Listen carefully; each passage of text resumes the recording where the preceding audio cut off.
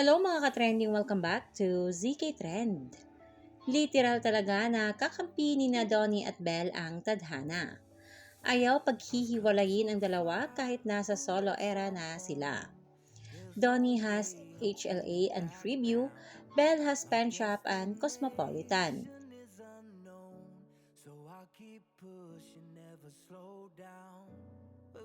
Andyan pa ang analog na business ni Donnie at tali na business ni Belle na sabay pang mag-update about business. At ang kulay pa ng kani-kanilang negosyo ay kakulay din ng fandom. Ang analog color red at ang tali color black. Matchy palagi itong ating Donnie at Belle. Tali for Belle, analog for Donnie.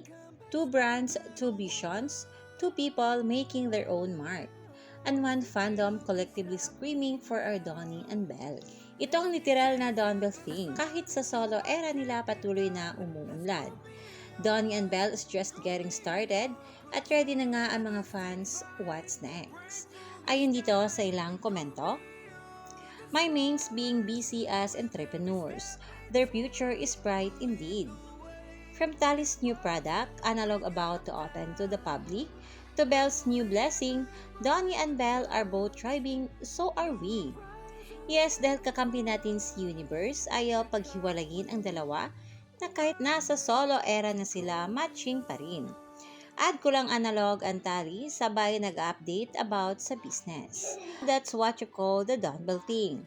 Hustling and thriving individually. We're getting started and I'm so ready for what's next.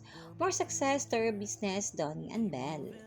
Analog opening very soon at tali new product launch today, kaya naman stay tuned.